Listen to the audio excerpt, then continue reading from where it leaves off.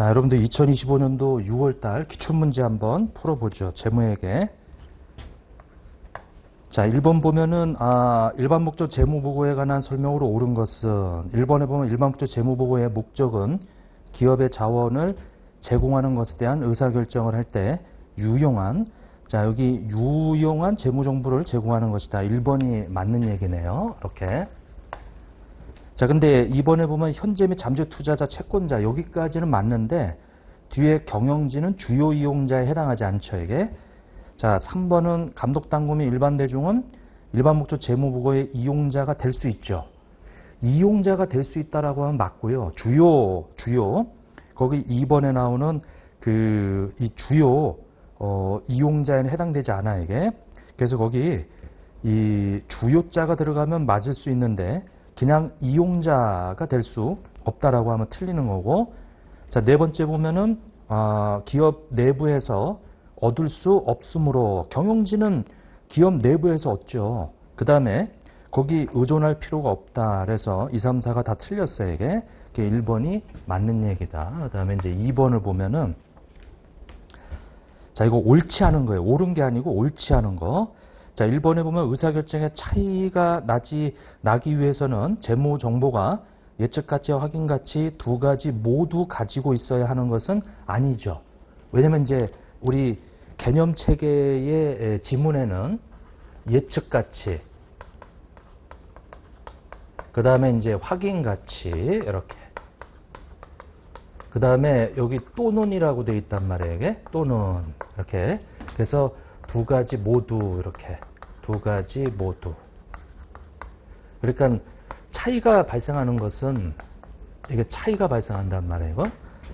근데 여기 보면은 두 가지 모두 하고 여기 앞에 또는이라고 되어 있기 때문에 이 중에 한 가지라도 갖추면은 차이가 발생할 수 있다, 이런 얘기예요. 그래서 여기 두 가지 모두 요것만 얘기하는 거 오하다 보니까 요게 요것도 되고 요것도 되고 그러면 차이가 발생할 수 있다라는 거죠. 그래서 1번은 맞는 지문이고 2번. 자, 중요성은 개별 기업 보고서 관점에서 해당 정보와 관련된 항목의 성격이나 규모 또는 이 둘 다의 근거에서 해당 기업의 특유한 측면, 우리 중요성이라고 하는 것은 목적 적합성의 특유한 측면의 이 속성이죠. 그래서 표현 충실성이 아니고 목적 적합성이에요, 이게. 그래서 2번이 답이 되겠다. 자, 3번에 피드백, 제공, 확인 변경은 확인 가치죠. 그 다음에 4번에 보면은 예상치일 필요 없다. 자, 이제 다 맞고. 자, 3번에 보면은 자, 현행가치 측정 기준에 해당하는 것이 아닌 것은, 자, 거기 1번에 나오는 이제 역사적 원가는 현행가치가 아니죠. 이것은 과거치.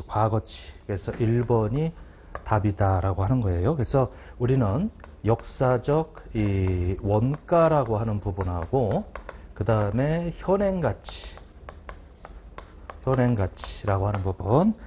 자, 이렇게 나눠지죠. 그래서 이 현행가치에는 지금 현재 측정 시점의 측정치들을 말하는데 이것은 현행 원가, 이 안에 현행 원가하고 그 다음에 이제 공정가치, 페어밸류, 공정가치들이 있죠. 이용가치, 그 다음에 이제 사용가치, 그 다음에 이행가치. 자, 요런 측정치들이 있어요. 이게. 그래서 지금 현재 현행가치에 해당되지 않는 거 2번의 현행원가, 그 다음에 부채의 이행가치, 그 다음에 부채의 공정가치, 이렇게. 그래서 이제 역사적 원가다라고 하는 부분 1번이 이 답이 되겠죠. 그 다음에 4번.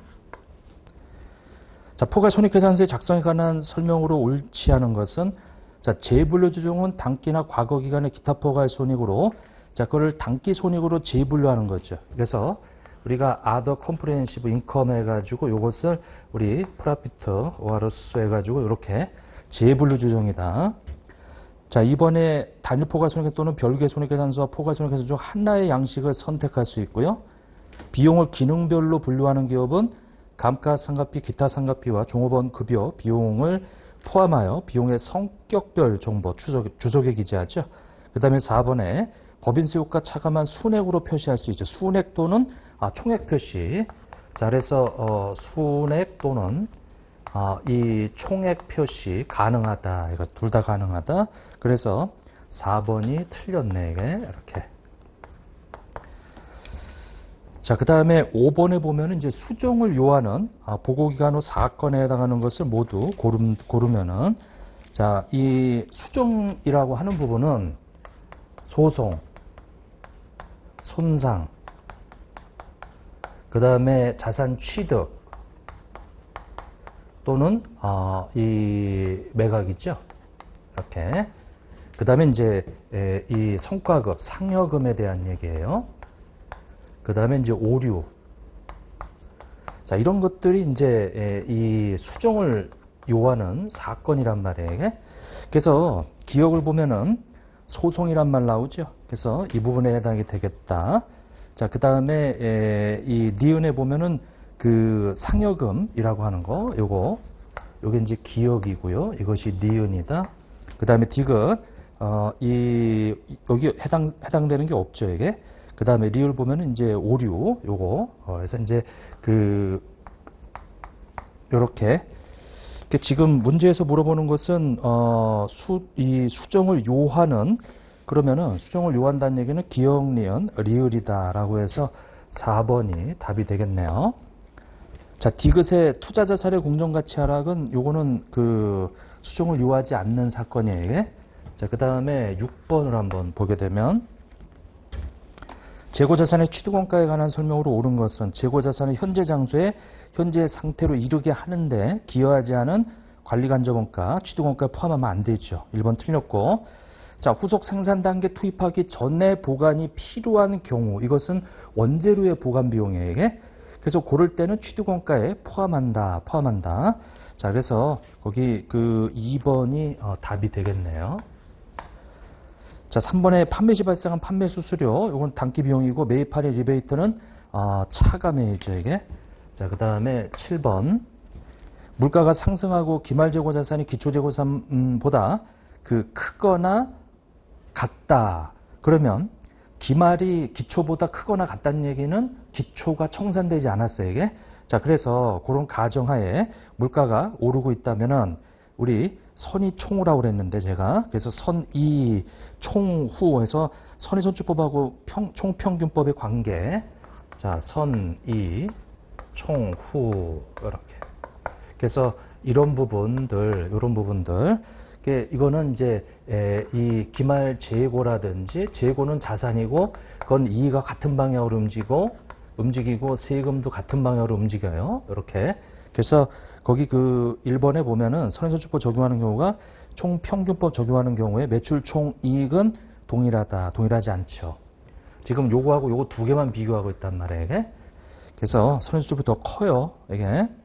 자, 두 번째, 매출원가가 보다 높게. 매출원가는 이거하고 반대지. 이렇게. 반대. 그러니까 이제 낮게 계산이 되는 거죠. 3번에 보면 기말재고자산이 보다 더 크다. 3번이 답이네요. 그 기말재고자산하고 당기순이익은 같은 방향이에요. 이게 4번이 틀린 거고 3번이 맞다라고 하는 거죠. 그 다음에 이제 8번을 한번 보시죠. 자, 상품 재고 현황이다라고 해서 그 쭉 나와 있는데 판매하기 곤란하다고 판단하였다. 재고산 평가 충당금 잔액은 얼마가 되겠느냐 이렇게 물어보네요. 자, 그러면 이 재고산 평가 충당금이라고 하는 것이 실사 수량, 거기 그 장부 수량이 1200개고 실사 수량이 1000개예요. 자, 그럼 1000개 곱하기, 자, 우리 단위당 장부 금액이 4,000원으로 되어 있죠. 이게 4,000원이다. 이렇게. 이게 이 4,000원인데 여기서 빼기. 자, 이제 저가법을 적용하는데 요 취득 단가로 되어 있는데 우리가 순실현 가치 거기 3,000원이에요. 3,000원 이렇게. 자, 그러면 둘 중에 작은 거, 그 4,000원, 요 차이 나는 1,000원에 대해서 곱하면 이제 이 평가 충당금이 100만 원이 되고, 그 다음에 그러니까 재고사 평가 손실이 100이고, 평가 충당금이 100, 요렇게 결산 분계가 이루어지죠. 그래서 3번이 답이 되겠더라, 이렇게. 자, 그 다음에 9월 1일 취득원가 100만 원의 기회장치를 취득하면서 정부로부터 자산 취득에 따른 보조금 20만 원을 받았어요. 이게 내용은수와 잔존가치는 각각 4년이고 20만 원을 추정하였다. 정액법이고, 자, 감가상각한다. 자산 관련 보조금 관련 장부에 차감하는 방법으로 회계 처리하고요. 자산 차감법이죠, 이게. 이게 표시될 순 장부 금액은 얼마냐 이렇게 나와 있는데, 자, 일단은 100만 원, 공정가치 100만 원에 취득을 해서 우리 그 내용은수가 4년이에요. 정액법이고. 그러면 이제 4로 나눠주는데 거기 잔존가치가 20이 있어요. 이렇게 4로 나눈다. 그럼 이게 1년치 감가상각비인데 12분의 지금 9월 1일 날 취득을 했기 때문에 9, 10, 11, 12 해서 4개월이 되겠네요. 이게. 그럼 요것이 이제 상각비가 되겠죠. 요 80이고요. 4로 나누면 20에다가 요거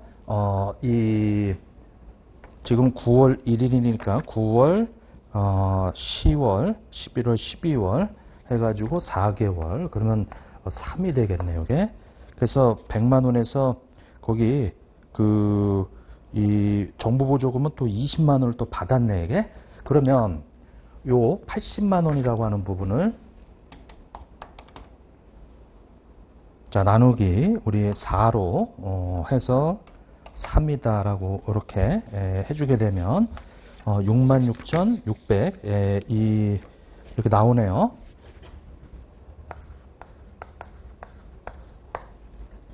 자, 그 다음에 이 정부보조금이 20만 원을 받았어요, 이게. 근데 정보좀 20만 원도 요거하고 똑같이 상계돼야 돼, 이게. 4로 나누고, 자, 곱하기 이제 12분의 4개월이다, 이렇게.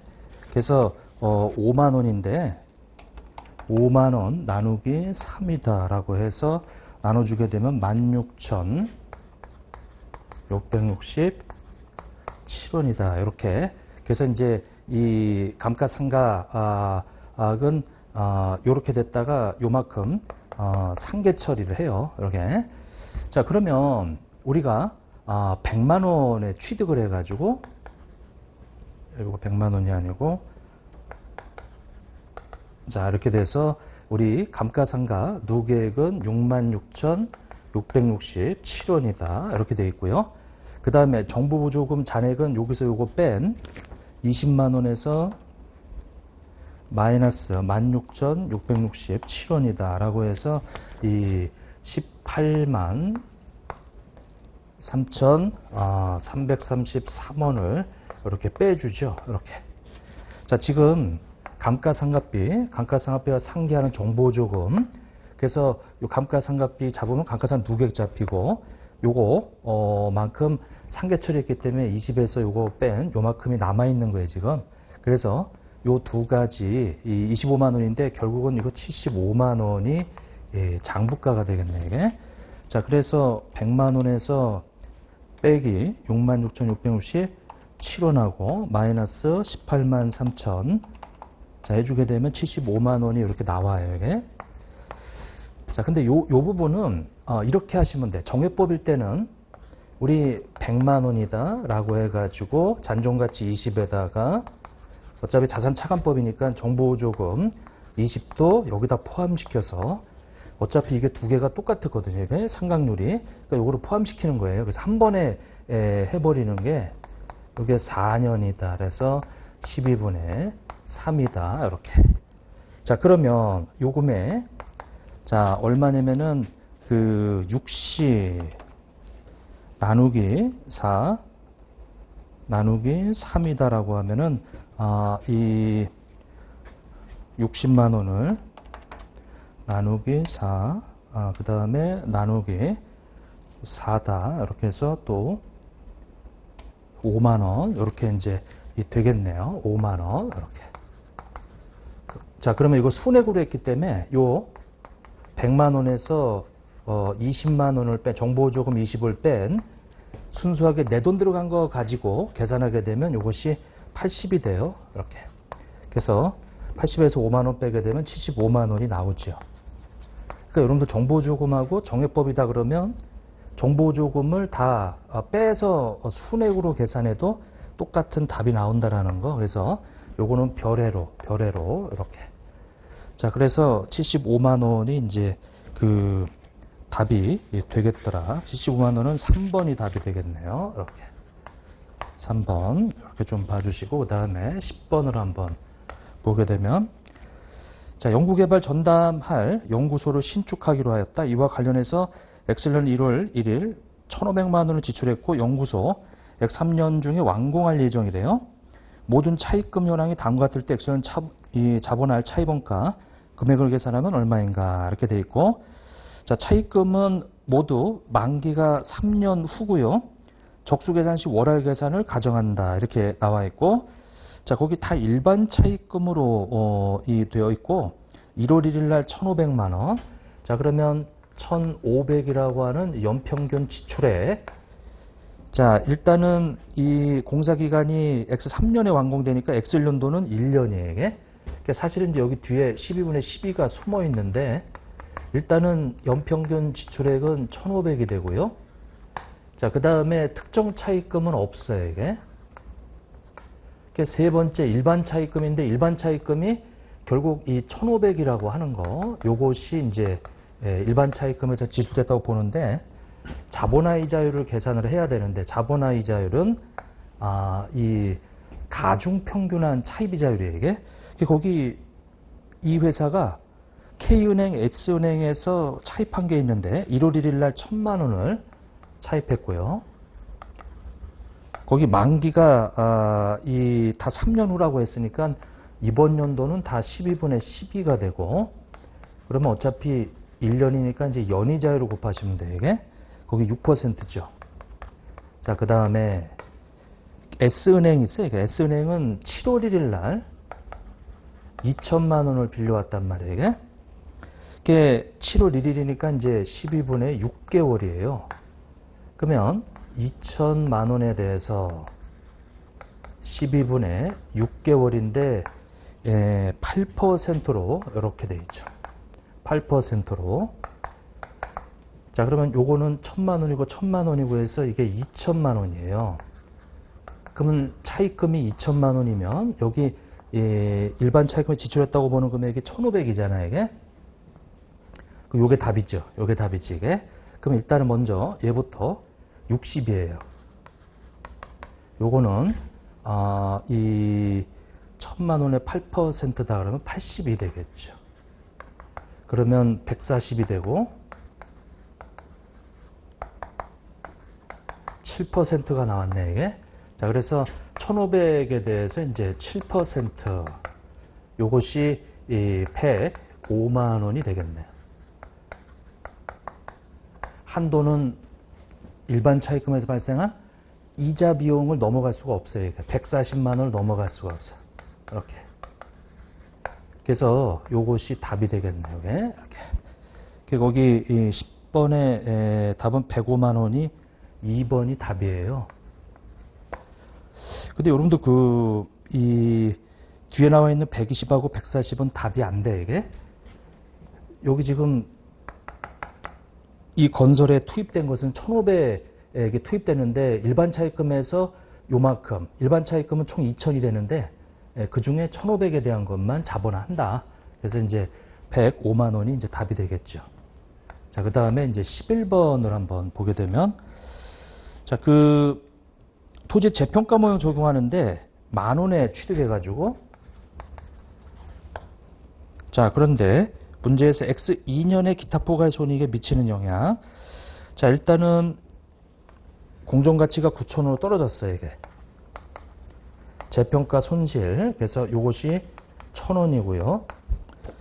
그 다음에 X 년도에 12,000원으로 올라갔어요, 이게. 이렇게.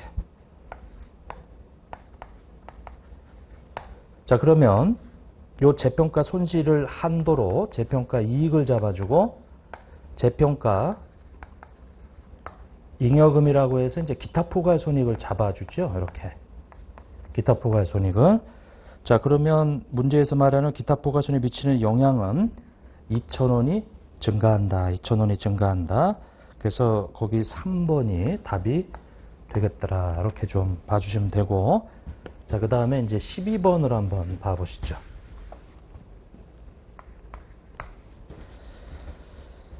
자, 다음 항목 중 무형자산에 해당하는 금액의 합계는 얼마인가?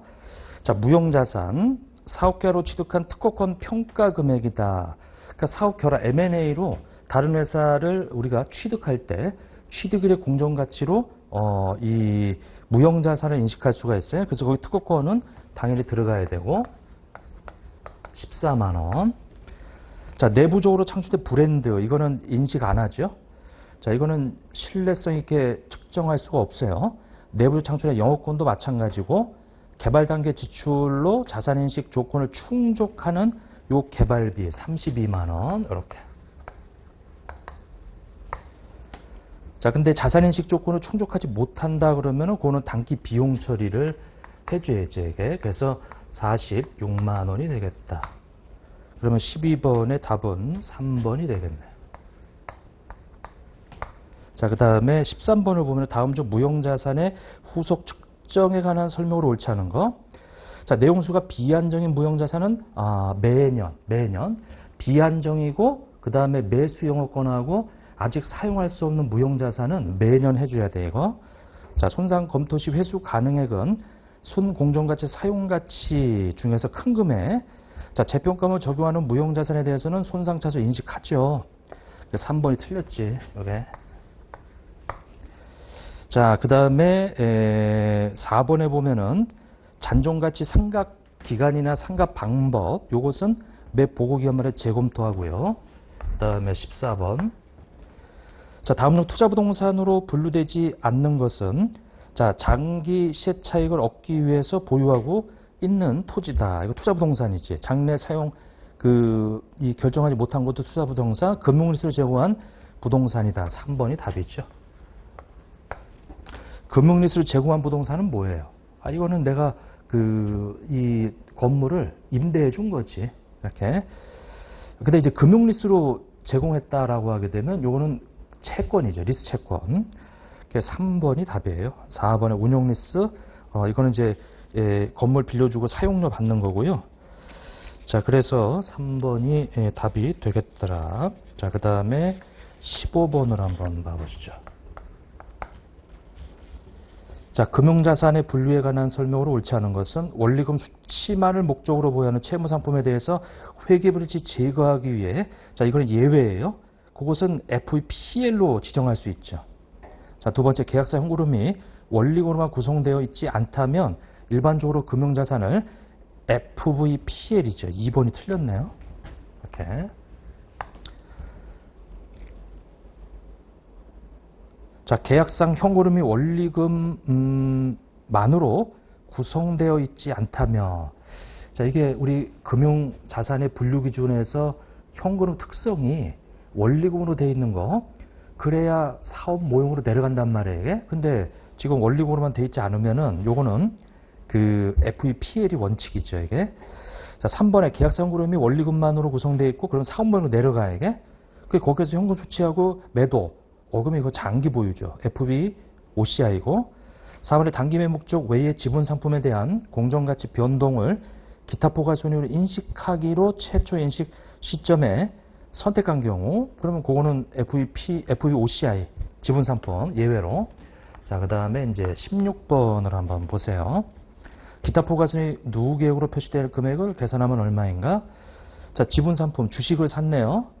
그 다음에 FB OCI로 회사가 지정을 했어요. 이게. 그럼 취득 시 공정가치는 10만 원이고 취득 관련 수수료는 공정가치에 가산하죠. 그래서 11만 원이 되겠어. 처음 최초 측정은. 자, 그러고 나서 기말에 가서 8만 원이 됐고요.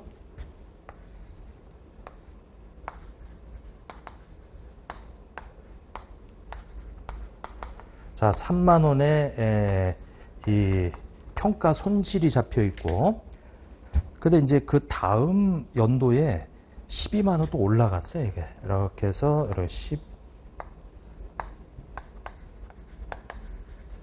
12만 원으로 이렇게 올라갔더라. 자, 그러면 3만 원이라고 하는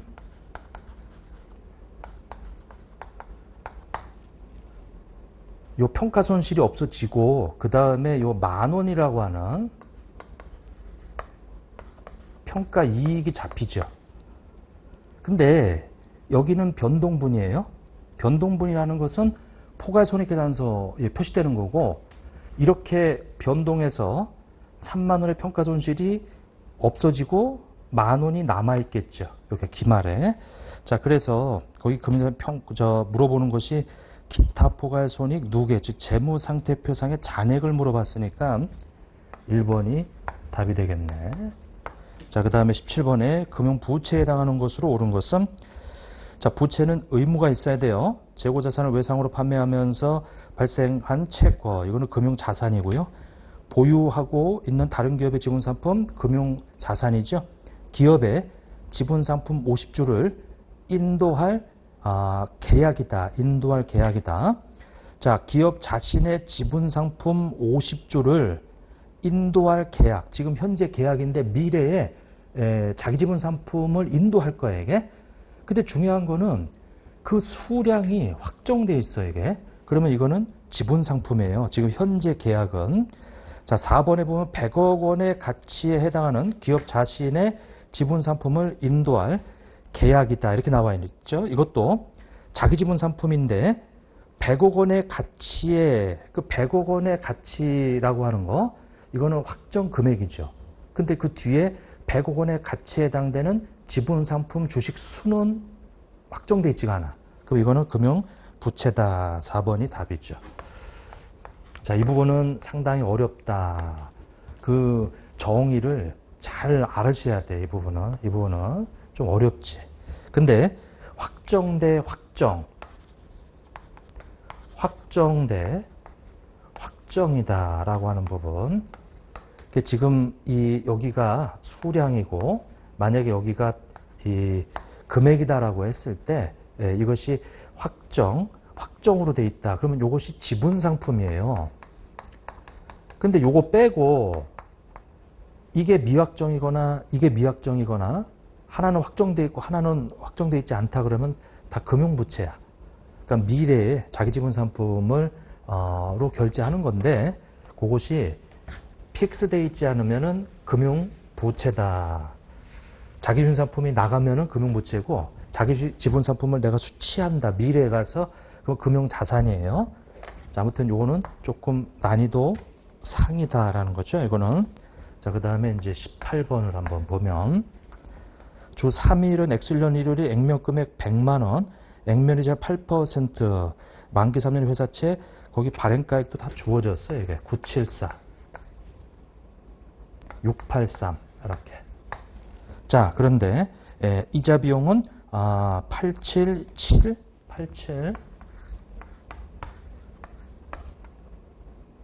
72 이렇게. 자, 그러면 87722 나누기 974, 683이다. 이 9%네, 이게. 자, 유효이자율이 9%라는 걸 알아야 돼요. 여기다 곱해가지고 이렇게 나온 거란 말이에요, 이게. 이렇게 돼 있는데, 사채 할인만을 차감해도 유효자법을 생각하고, X인년도에 표시할 사채 장부 금액은 얼마가 되겠느냐. 뭐, 이건 너무 쉬운 거죠, 이거. 그래서 액면 이자율이 8%이기 때문에 8만 원이에요. 지금 이 상가액이 7,722지. 그러면 여기다 더해가지고 뭐 이렇게 해도 되고, 여기다가 1.09를 해도 돼요. 그 다음 상가액이 7,722 곱하기 1.09 하면은 8,417원. 자, 그러면 1년치 상가액, 2년치 상가액을 더한 것이, 그것이 X 2년도 말에 장부 금액이 되겠다. 그럼 974, 683 플러스 772 플러스 8417. 그러면 990, 822. 990, 822. 거기 단수 차이가, 이론 차이 나는데 가장 근사진 990, 821은 3번이 답이네요. 이렇게. 근데 여러분들 이건 알으셔야 돼. 우리가 유효자법을 쓰게 되면 이 할인 발행된 거는 액면가액을 향해서 가요. 얘가 쭉 가서 나중에는 100만 원이 된단 말이에요, 이게. 그러니까 거기 나오는 1번하고 4번은 무조건 답이 안 된다는 걸 알으셔야 돼요, 이거. 자, 그 다음에 이제 19번을 한번 봐보시죠. 자, 19번에 보면 다음 중 복합금융 상품에 관한 설명으로 옳지 않은 것은 1번.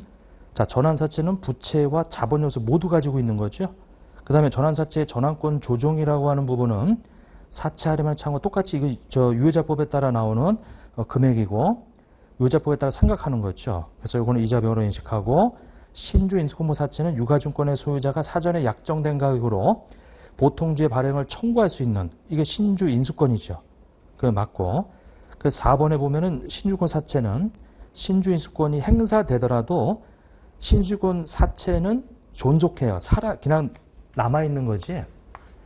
별도로 돈을 주고 주식을 사는 거지 부채는 그대로 있단 말이에요. 그러니까 4번이 틀렸다. 4번이 틀렸다. 자, 그 다음에 20번을 한번 보게 되면 자, 제조상의 결함이나 하자에 대해서 1년간의 제품 보증을 1년, 보증기간이 1년이에요. 7월일날 판매한 500만 원의 제품에서 중요하지 않은 결함이 발견한다면 7만 원이. 자, 중요하지 않은 결함 7만 원이에요. 자, 그런데 이 치명적인 결함이 발생하면 14만 원이래. 14만 원.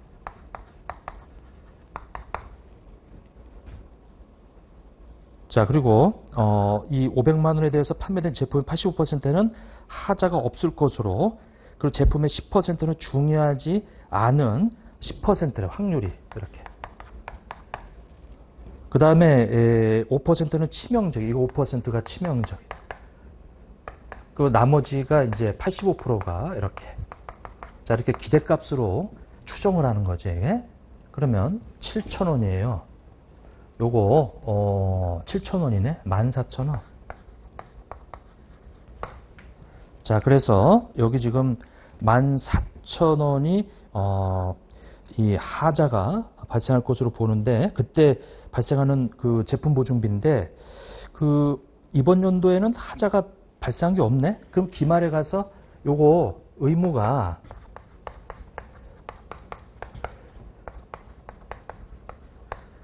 이번 연도에 이행된 게 없죠. 그럼 기말에 부채를 잡아줘야지. 14,000원을. 이렇게. 자, 그래서 이 2번이 답이 되겠더라. 자, 14만 원에 5% 그러면 이제 7,000원 이렇게 이 되겠네요. 이게. 자, 이제 그렇게 해서 그 2번이 답이고요. 자, 그다음에 21번을 한번 봐 보세요. 자, 다음은 결산일이 12월 30일인 주식회사 3일에 X 1년 말 재무 정보이다. X 1년 말 주 3일에 기타 포괄손익 누계액은 얼마인가. 자, 기타 포괄손익 누계액은 거기 보면은 재평가 잉여금이라고 하는 50만 원이 있고요. 그 다음에 자본금은 기타 포괄손익 누계액 아니고 주식발행 초과금도 아니고 감자 차익도 아니고 미처분익도 아니고 그 하나밖에 없네. 이게 50만 원. 1번이 답이네요. 자, 그 다음에 22번에 이 보면은 옳은 것은 이렇게 나와 있어요. 근데 거기 이 누적된 결손금을 해소하기 위해서 무상감자를 고려하고 있대요. 그럼 거기 결손금이 2천만 원이 있고 자본금이 4천만 원이 있네. 그러면 우리가 이 무상감자, 그러니까 감자 전에 거기 자본금이 4천으로 되어 있고요. 주식발행 초과금이 1,000만 원으로 되어 있고 결손금이 이렇게 2천으로 되어 있어요. 그러면 재무제표에 결손금이 이렇게 표시가 되면 싫어한다. 이거 싫어한다. 그래서 이 자본금으로 감자를 하게 되는데 감자 후에 이 2천만 원을 이렇게 주들의 자본에서 이렇게 이 차감을 시켜주죠. 자본의 변동은 없어요. 다만 주소지를 여기 빼가지고 이쪽에 메꾸는 거지. 그러면 2천만 원이 되고 1,000만 원이 되고요. 제로가 되겠다. 결국은 3천은 변동하지 않아. 이렇게. 여기서 3천이거든요, 이게. 이렇게.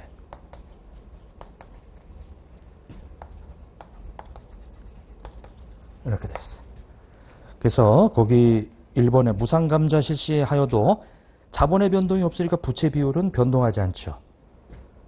1번이 답이네요. 이렇게. 자, 무상감자와 유상감자 모두 순자산에 미치는 영향은 동일하다. 틀렸죠. 여기 무상감자는 자본의 변동이 없지만 유상감자를 만약에 하게 되면 그거는 자본이 감소하는 거예요. 근데 무상감자 후에 자본 총계는 불변이죠. 무상감자 후에 자본 총계는 3천 똑같아요. 이렇게. 그래서 1번이 답이 되겠네, 이게. 이렇게.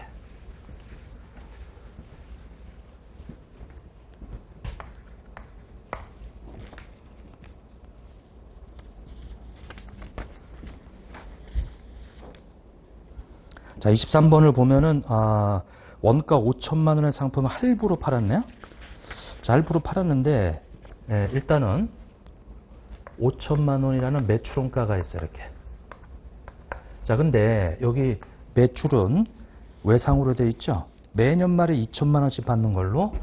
그러면 매년 반복되는 2천만 원에 거기 3년이라고 해가지고 3년 5% 연금의 영가 개수가 2.72 32다. 이렇게.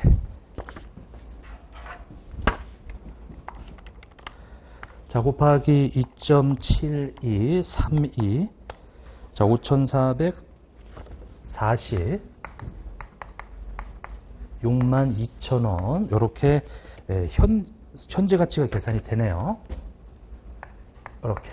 자, 그러면 요거 뺀 것이 매출 총이익이다. 이것이 446만 4천원. 이렇게. 446만 4천원. 2번이 답이네. 이렇게 되겠다. 자, 그 다음에 24번이에요. 24번. 자, 계약자산, 계약부채 등에 관한 설명으로 옳지 않은 거. 계약 당사자 중 어느 한 편이 계약을 수행했을 때 기업의 수행 정도와 고객의 지급과의 관계에 따라 그 계약을 계약자산이나 계약부채로 재무상태표에 표시한다. 자, 우리가 기업이 있고 고객이 있어요. 그러면 계약을 이행하는 정도에 따라서 내가 받을 권리, 그러니까 수익을 인식하면서 받을 권리를 계약 자산이라고 그래, 이게. 그리고 수행하지 않았을 때 앞으로 이행할 의무를 우리가 계약 부채라고 한단 말이에요.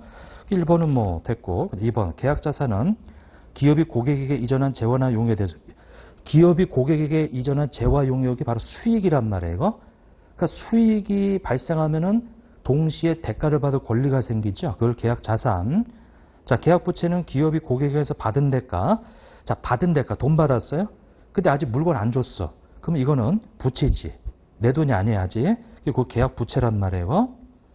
자, 그 다음에 지급받을 권리가 있는 대가. 그 지급받을 권리가 있는 대가는 우리가 계약금, 중도금, 잔금 치르고 물건을 넘겨주겠다 그러면은 계약서상 그 계약금, 중도금, 잔금 그 기일이 도래하는 날 권리가 생겨요. 돈 받을 권리. 그래서 고객에게 재화나 용역을 이전해야 하는 기업의 의무가 바로 계약 부채죠. 자, 네 번째 보면은 고객이 대가를 지급하기 전이나 지급기일 전에 기업이 고객에게 재화나 용역의 이전을 수행하는 경우에 그럼 어떻게 돼요?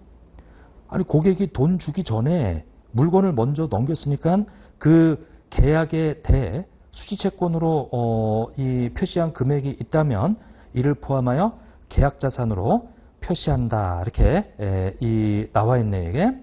아니, 근데 이거는 이 고객이 대가를 지급하기 전에, 그러니까 이 시기가 이렇게 되는 거예요, 이게. 여기가 수익을 인식하는 거야. 수익의 인식 시기다. 근데 이때 현금을 받거나 현금을 수취해. 이렇게. 또는 현금을 받을 권리, 현금을 받을 권리가 있어, 이렇게. 이렇게. 그러니까 지금 요때 우리는 계약 자산을 잡아주는 거예요. 계약 자산을 현금 수취했으면 상계시켜서 현금이 들어오고 계약자산이 없어지는 거지. 그래서 거기 4번에 보면은 대가를 지급하기 전이나 지급기일 전에 기업이 고객에게 재원화 용역의 이전을 수행하는 경우에 그 계약에 대해서 수취채권으로 표시한 금액이 있다면 이를 포함해서 계약자산으로 표시한다. 만약에 그 전에 수취채권이 있었어. 그러니까 물건을 넘기기 전에 고객하고 계약서에 뭐라고 쓰냐면은 일부는 미리 돈을 받고 일부는 나중에 돈을 받기로. 근데 물건은 요때 인도하기로. 근데 회계학에서 제일 중요한 거는 수익을 인식하는 시점은 물건을 인도했을 때 요때란 말이에요. 요때. 그럼 먼저 그 전에 받기로 했는데 그 돈 안 받았다면 수취채권이 있었다면 요때 수익을 인식할 때 요거 수익은 매출이에요. 그러면 수취채권은 이렇게 없어지면서 수취채권 계약자산이지. 계약자산. 요거는 이제 나중에 이제 회수할 때 가는 거지 이게 포함되면 안 되지. 요때 인식하는 것은 계약자산이다. 이렇게. 지금 거기 4번이 답이 되겠다. 4번이 이것도 어렵죠. 내용이 이게 내용이 어려워요. 그래서 거기 1, 2, 3, 4를 지문으로 만약에 문제가 나오면 요거 이해하는 거 사실 조금 난이도가 여기는 상이다 이거죠. 그래서 거기 1번에 당사 중 어느 한편이 계약을 수행할 때 기업의 수행 정도와 고객의 지급과의 관계에 따라 그 계약자산 계약 부채 인식하고 표시하고 계약자산은 기업이 고객에게 이전한 재화나 용역에 대해 그 대가를 받을 권리고 계약 부채는 이 상용에서 그 이전해야 되는 기업의 의무 아직 이전하지 않았기 때문에 부채로 잡아주는 거고 4번에 고객 대가를 지급하기 전이나 지급일 전에 먼저 수익을 인식을 했다는 얘기죠. 이게. 근데 그 계약에 대해서 수채권으로 표시한 금액이 있다면 이를 포함해서 계약자산으로 계약자산에 포함하는 게 아니에요. 계약자산하고 수채권은 달라. 이게. 얘는 이 수채권은 무조건적인 권리예요. 무조건적인 권리. 그러니까 무조건적인 권리란 얘기는 수익을 인식하는 시점뿐만 아니라 그 앞에 또는 그 이후에 언제든지 잡을 수 있어. 수채권은.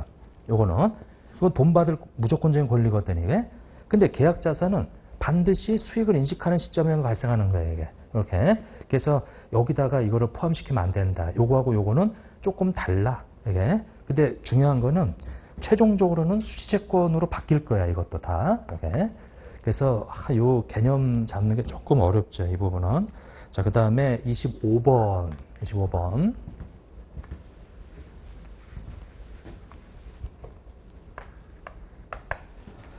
사실 이 재경관리사 우리 재무회계 부분이 조금씩 난이도가 좀 올라가고 있어요, 이게. 여기 지문처럼 이렇게 나오게 되면은 좀 어렵지, 이게. 그래서 여러분들이 뭐 100점 맞자고 공부하는 건 아니고 요 자격증 시험이라고 하는 거는 합격 점수를 넘어가면 되는 거예요, 이게. 그래서 24번 같은 문제 정 이해 안 되면은 계속 뒤로 문제 풀고 넘어가야 돼, 이게. 그렇지 않으면은 이 진도가 안 나가요, 이게. 그래서 쭉 빼고 나서 이제 틀린 문제는 나중에 이제 한번 이렇게 살펴보는 거지. 거기에 얽매여 가지고 이거 빨리 좀 회독을 해야 되는데, 이거. 그래서 24번 같은 문제, 요거는 조금 상해 문제예요. 25번.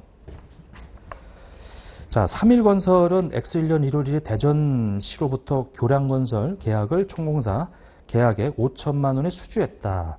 자, X3년까지는 이게 추정총 공사 원가는 4천만 원이고 변동이 없네, 이게. 진행률을 측정하고 원가 기준으로. 자, 그러면 X2년 말에 누적 공사 진행률을 계산한 것으로 옳은 것은 이렇게 나와 있네요. 그러면 X1년도, X2년도. 자, 우리가 계약 수익을 1,200을 잡았네요. 그러면 5천만 원에 대해서 자, 계약 수익만 가지고 봤을 때는 1,200이라고 하면은 이게 1,200이면은 5로 나눠주게 되면은 24%죠. 24%다. 그래서 이게 1,200이 이렇게 나온 거예요, 이게. 이렇게. 자, 그 다음에 X2년도에 자, 누적이기 때문에 누적이란 얘기는 여기서 요거 빼면은 X2년도께 얼마가 나와 있냐면은 1,000만 원으로 나와 있죠. 1,000만 원이다. 이렇게. 즉 X년도 누적지에서 X년도 요거 뺀 거다. 그러면 요거를 말 그대로 하게 되면은 이제 요렇게 하면은 누적치니까 X년에서 X년 거 물론 요거는 X 1년, 2년 두 개 누적치 그것이 1,000만 원이에요. 이렇게 나온 거다. 그럼 여기가 2,200이 돼야 되겠지. 그럼 이거 답이 뭐예요? 44%? 이렇게. 44%. 그래서 25번의 답은 3번이 되겠네. 자, 26번을 보면 거래 유형별 수익 인식에 관한 설명으로 옳지 않은 것은 자, 시용 판매 한번 써보세요.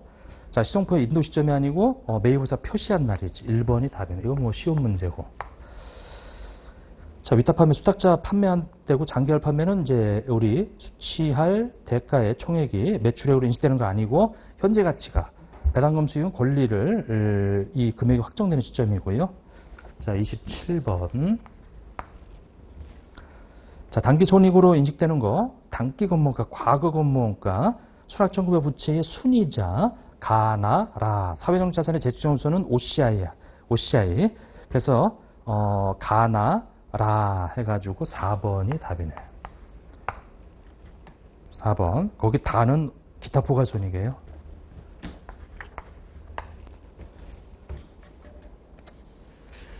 자, 그 다음에 28번.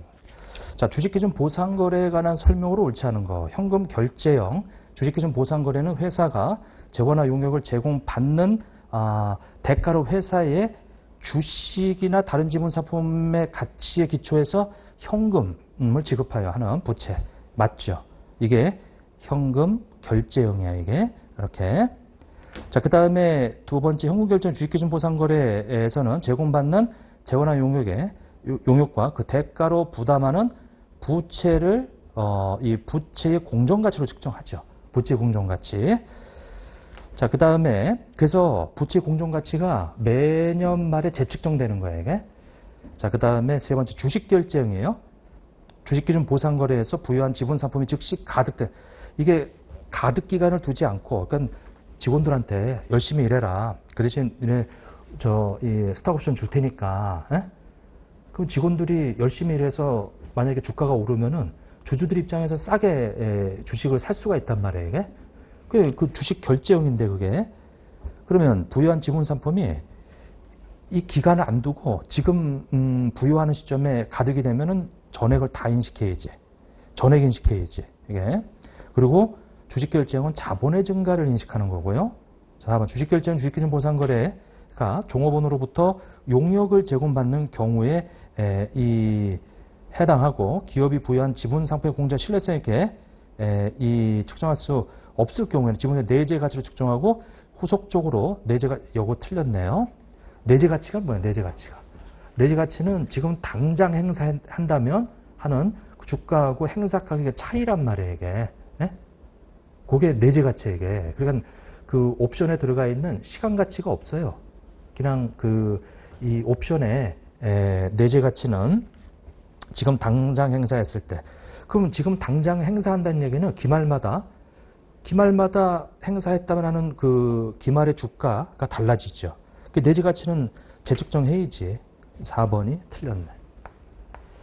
이것도 좀 난이도가 좀 높아. 이것도 이렇게 높은 거 한 3-4문제는 제껴야 돼요. 시험은 시험답게 공부하셔야지. 뭐 다 뭐 맞추면 좋긴 하겠지만 이렇게. 그래서 이 시험장에서 일단은 시험이라는 특성을 가지고 시험장에 들어가셔야 돼. 이게 한 문제 갑자기 어려웠다. 40문제인데 한 문제 그럼 넘기면 되는 거죠, 이게. 근데 그것 때문에 이제 불안해하는 것 같아. 그 시험에 대한 대처를 하셔야 돼, 이게. 시험장에 들어가서 그런 문제 있으면 넘겨야지, 그거는.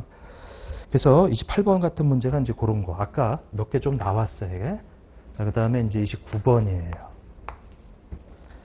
자, 이연범에서 자산과 이연범에서 부채에 관한 설명으로 옳지 않은 거. 이연범 자산은 보고기한 말까지 제정되었거나 실질적으로 제정된 세율에 근거하여 당해 자산이 실현될 회계기간에 이 적용될 것으로 기대되는 세율을 사용하여 측정한다. 이렇게. 그래서 당해 자산이 실현될, 즉 반대로 소멸될 그 시점에, 소멸되는 시점에 세율을 적용하는 거지. 자, 두 번째 보면은 이제 이 충분한 과세소득이 발생할 가능성이 더 이상 높지 않다면 감액해야죠. 근데 거기 보니까 감액된 금액은 다시 환입할 수 없다 이렇게 되는데 2번이 틀렸네. 나중에 가서 제 상황이 바뀌어가지고 이 가능성이 높아지면 다시 환입해야죠. 자, 영업권을 최초로 인식하는 경우에는 이용물세 부채를 인식하지 않고요. 요거는 예외 규정이지. 4번은 이용물세 부채를 인식하는 경우에는 실현 가능성을 검토할 필요가 없죠. 이거는 무조건 가산되는 거기 때문에. 그래서 이것도 조금은 어려울 수 있어. 이게 30번. 자, 이번 연도에 사업을 개시했네요. 이용물 자산부채 기말에 가서 자, 당기순이익이 900이에요. 900에서 자, 세무적 내역이 가산해적 차이가 600이 있어. 이렇게. 1,500이 됐네요. 세율은 20%고. 자, 단기법인세 300. 자, 단기법인세 부채 300이에요. 그리고 리을에 보면 이용물 자산부채 인식하 뭐 예외사항 뭐 해당한 뭐 이렇게 좀 나와 있고요. 자, 그럼 얘가 문제인데 가산인데 미래에 가서 차감될 거예요. 미래에 소멸되는 시점의 세율도 20% 동일하대 이게 6이 12 마이너스 122 미래의 세금을 줄여준다. 요거 그래서 요것을 이연법인세 자산이라고 하죠. 그래서 이연법인세 자산이 120이에요. 그러면 세 번째 우리 법인세 비용은 180이에요. 근데 문제에서 물어보는 게 지금 그거 물어보는 게 아니죠. 얘를 물어보네. 이연법인세 자산이라고 하는 거 120이다라고 해서 거기 2번이 답이 되겠네. 근데 이거는 뭐 여기까지 쭉 했는데 그냥 요렇게 하면 요게 답이죠. 그냥 자 거기 여기 좀 문제를 좀 잘 거기 보니까 단어를 잘못 봤네요. 가산화 이적 차이. 여러분들 가산화 이적 차이는 좀 조심하실 게 미래 가산한다. 미래 가산한다.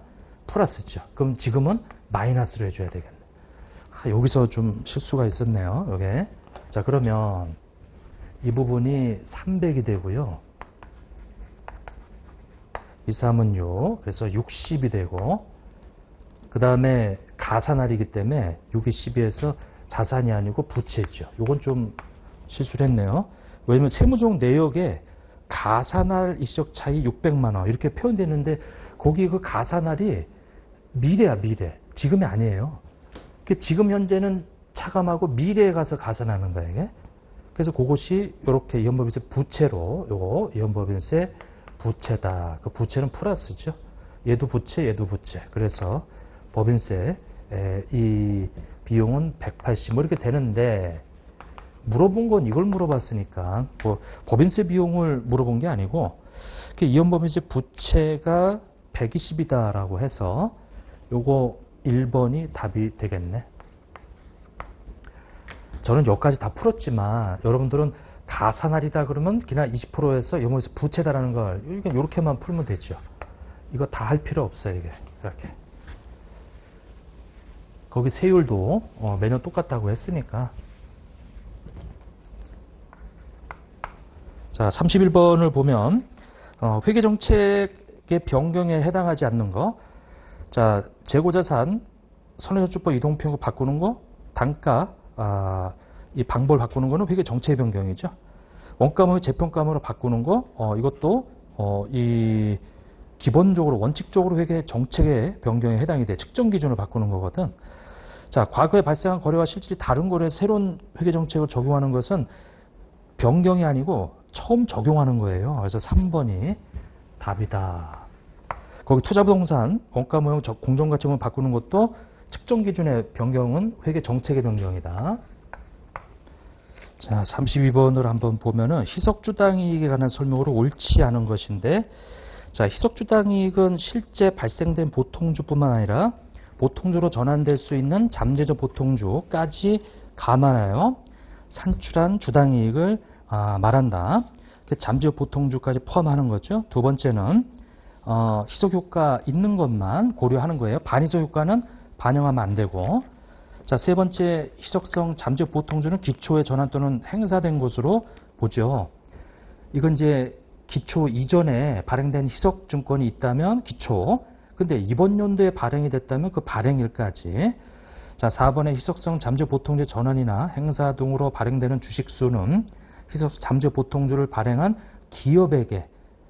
기업에게가 아니고 보유자, 그 희석증권을 취득한 사람, 그 사람한테 가장 유리한 전환 비율. 4번이 틀렸는데 이것도 과해요. 여러분들 시험에. 근데 이제 이런 문제들을 자꾸 내니까 이게 그래서 조금 난이도가 많이 올라갔죠, 이게. 그래서 이거는 이 발행한 기업에게 가장 유리한 게 아니고 그 보유자한테 가장 유리한. 자, 그다음에 이제 33번. 자, 옳지 않은 거. 관계업 투자 주식 취득 시점에는 원가로 기록하죠. 여기 원가로. 자, 이번에 배당금 지급 이 결의한 경우 투자회사가 수취하게 될 배당금 전액을 관계기업, 요건 이제 원본의 회수로 보는 거죠. 관계기업에 관련된 영업권은 별도로 인식하지 않고 관계기업 투자 주식에 포함되어 있는 거지. 피투자자의 단기순 손익 중 투자자의 지분에 해당하는 거, 그런 단기손익으로 지분법 손익 처리하는 거예요. 1번이 틀렸죠.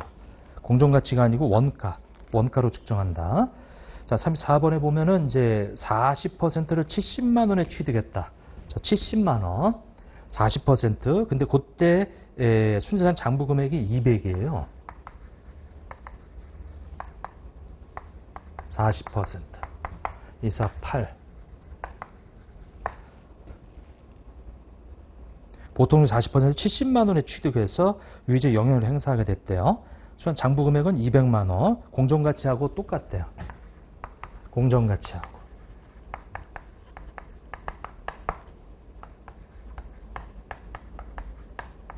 차이가 없네.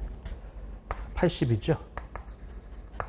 근데 이제 내가 취득한 취득 원가가 관계기업 우리 이 투자 주식 우리 원가로 측정하는데 70으로 취득했어요. 싸게 주고 10만 원을 더 싸게 주고 요걸 보고 우리가 염가 매수 차익이라고 하죠. 염가 매수 차익. 자, 그래서 당기순이익에 미치는 영향을 물어봤네. 그러면 이 10만 원은 이 바로 단기 수익으로 잡아주고요. 이 차이는 없어요. 이 차이는 없고 여기는 없고. 자, 그러면 70에 취득했는데 이 관계기업의 순자산 요것이 200이란 말이에요, 지금. 자, 그런데 단기순 손실이 30만 원. 요거 단기순 손실이 총포괄 이익이 50이다. 순손실이 이렇게 나는데 총포괄 이익이 났대요. 그러면 80이라고 하는 요건 이제 단기 순이익이고 요거는 OCI인데 얘는 이렇게 돼서 이게 총포괄 토탈 50일. 그 지분법의 이 취지는 같이 움직여야지. 여기 곱하기 40%, 여기도 곱하기 40%만큼. 그러면 43, 12에서 12만 원 이렇게. 요거 지분법 손실이에요. 48에 32에서 32만 원. 요 관계기업 기타 포괄 손익이에요. 이렇게. 근데 이제 요것은 단기 손익이지만 얘는 OCI고 얘도 단기 손익이란 말이에요. 근데 문제에서 물어보는 것은 단기 순이익에 미치는 영향을 물어봤으니까 2만 원 이렇게 감소다라고 하는 거죠. 2만 원 감소가 2번이 답이 되겠네. 지금 34번의 답은 2번이 되겠어요. 이런 것도 기존에 나오던 문제보다도 조금 난이도가 있는 문제야. 이것도 이렇게 34번.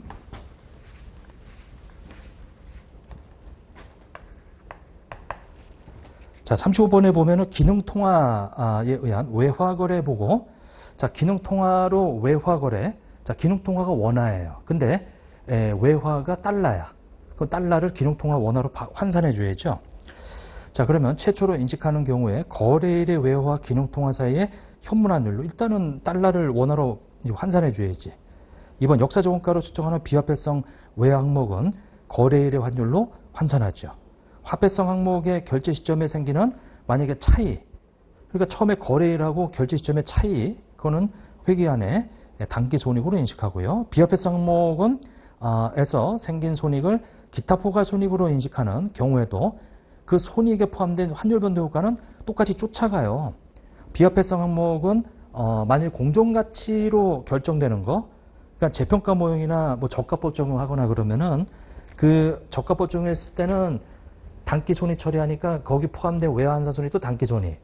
만약에 재평가 임금 처리하게 되면 그 평가 손익을 OCI 처리하니까 그 포함되어 있는 외화 환산 손익도 OCI. 지금 여기는 구분한다고 되어 있는데 구분하지 않아요. 4번이 틀렸지. 36번 위험회피 회계에 관한 설명으로 옳지 않은 거. 자, 공정가치 위험회피 회계 원칙적으로 위험회피에 대한 위험회피 수단, 즉 말해서 이 공정가치 위험회피에서 위험회피 대상 항목이 매출 채권이야. 근데 그게 외화 달러, 그러니까 미국에 수출하고 외상이란 말이에요. 그곳의 위협비 수단이 그 달러와 관련돼 있는 이제 파생 상품. 그러면 그 손익을 이 대칭 시키는 게 위협비 회계란 말이에요. 그리고 거기 위협비 대상 항목에 그 회피 대상 위험에 대한 손익을 단기 손익으로, 공정가치 위협비 회계는 단기 손익으로, 현금흐름 위협비는 요거 효과적인 부분은 기타 포괄 손익으로, 효과적이지 않은 부분은 단기 손익으로 처리해요. 2번도 맞는 얘기예요. 해외 사업장 순투자 위협피는 공정가치 위협피가 아니고요. 거기 현금흐름 위협피하고 유사하게 회계 처리하지. 이렇게. 그래서 그 3번이 틀렸네. 거기 해외 사업장 순투자 위험회피는 위협피 효과적인 부분은 기타 포괄 손익으로, 효과적이지 않은 부분은 단기 손익으로 그렇게 회계 처리하거든요. 이게. 자, 4번의 위협피 회계란 위협피 대상 항목과 위협피 수단을 상쇄되도록 이렇게 대칭적으로 인식하는 그런 회계 처리가 위협피 회계예요. 자, 그래서 3번이 답이다. 자, 그 다음에 37번. 자, 주 3일, 엑셀 연일을 1일, 리스, 우리 기장치 3년간 리스하기로 했고요. 매년 초에 고정 리스로 100만원씩 주기로 했고, 과정에서 10만원의 리스 개설 직전원가가 지출이 됐고, 주식회사 용산 리스는 5만원의 리스 개설 직전원가 지출했고, 자, 그 다음에 원가 모형 적용하고요. 5년이고, 내용수가 정해법이고, 리스 기한 종료 시 기장치 주식회사 용산 리스의 반환 조건이네, 이게. 리스 개시일, 현재, 주식회사 용산 리스의 내재이자는 알 수 없고, 증분 차입 이자율은 10%로 되어 있네, 이게. 사용권 자산은 어떻게 되겠느냐, 이렇게. 자, 그러면 일단 먼저 리스 부채. 리스 이용자는 먼저 매년 지급하는 고정 리스료가 100이에요. 내재이자를 몰라. 증분 차입 이자율이 거기 10%로 되어 있네요. 그러면 10%로 되어 있는 반환 조건이기 때문에 리스 기한이 3년이고 내용수가 5년이면 둘 중에 짧은 3년짜리. 자, 그러면 3년짜리인데, 자, 거기 하나 중요한 게 있네요. 매년 초에 지급해. 이게 엑셀년 1월 1일인데 매년 초에 지급해요. 그러면 지금 이 지급액은 100만 원이 있고요. 지금 당장 준 거 100만 원 원가가 발생했고, 그 다음에 앞으로 줘야 될 게 두 번이야. 그게 거기 2년으로 돼 있는 거, 연금의 현가 계수가 1.7355예요. 이렇게. 그래서 173만 5,500원이 되겠지. 자, 이 부분을 좀 잘 좀 조심하셔야 돼. 내가 리스 회사한테 지금 당장 리스 계약 체결하고 100만 원 줬어. 그것도 원가지. 그리고 미래에 앞으로 두 번 더 줄 거예요. 이거 3년 현가하면 안 돼, 이게. 리스 기간이 3년이라고 해서. 이렇게 돼 있다. 그럼 우리가 준 거나 앞으로 줄 거, 현재 가치가 이만큼이야. 그래서 내가 요만큼, 요거. 근데 이제 하나 더 있네. 하나 더 있는 게 뭐냐면 리스, 개설, 직접 원가라고 해서 또 지금 또 돈이 나갔어, 이게. 거기 리스의 직접 원가가 주식회사 3일이 있고 주식회사 용산 리스가 있는데 우리는 주식회사 3일이니까 10만 원을 이렇게 더해 줘야지. 그럼 지금까지 발생할 원가들 요거 미래 지급할 원가의 현재 가치, 지금 현재 가치로 되어 있는 원가예요. 다 합치게 되면 283만 5,500원이다. 이렇게. 자, 283만 5,500원은 4번이 답이네요. 자, 이걸 우리가 사용권 자산이라고 하지.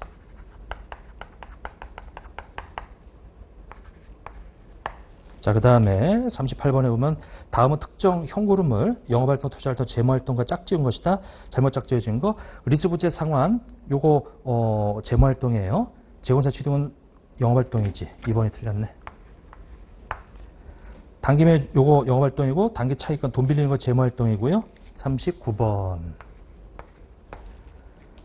자, 매출채권 대손 충당금인데 X인년 포괄손해상의 매출액은 56만 원. 우리 이 현금 유입액은 62만 5천 원. 그 다음에 포괄손익계산상의 대손 상각비는 얼마인가 이렇게 물어보네요. 이게. 자, 그러면 이 부분은 우리 이 매출 관련해 가지고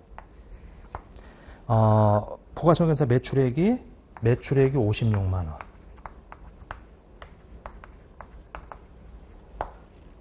그 다음에 현금 유입액은 62만 5천 원.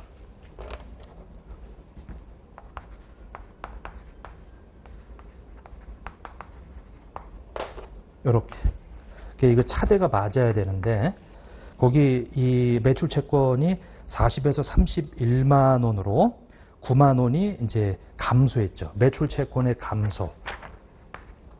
자산의 감소는 이제 대변이니까 이렇게 기중에 이제 이런 변동이 있었어요.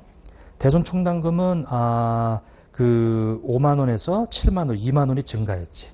대손 충당금 대충은 거기 2만 원 이렇게 돼 있다. 이렇게 돼 있다. 자, 그러면 나머지가 이제 여기 대손 상각비인데 차대가 맞아야 되거든요.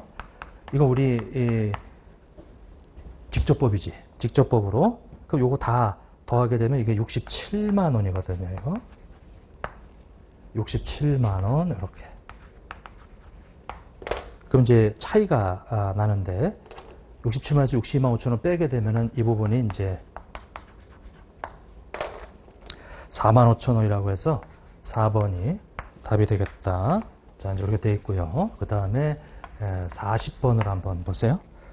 주 3일은 엑스일년 포괄손익에서 기계장치 관련해서 감가상각비 만 원. 자, 그러면 자, 감가상각비 만 원. 자, 유형자산 처분이. 자, 이것은 이 직접법으로 해서 관련되어 있는 손익을 적어주는데 거기 5천 원이에요. 기중에 이렇게 발생했으니까 손익계산서에 이렇게 적혔겠지, 이게. 자, 그리고 기계장치 처분으로 인한 투자활동 현금 흐름 이렇게 물어보네, 이게. 그 거기 기계장치가 10만 원에서 6만 원으로 그러면 기계 장치가 얼마가 감소했어요? 4만 원이 자산의 감소. 기중에 이렇게 회계 처리가 돼 있을 거 아니에요. 이게 감가상각계획은 5천 원이 감소했어요. 감가상각 누계획은 5천 원이 감소했다. 그래서 다른 거 없죠. 그러면 나머지가 차대가 맞아야 되는데 어디가 더 크냐면 여기가 더 커요. 여기 순 현금 유입액이 있겠죠. 여기 순현금 유입액 현금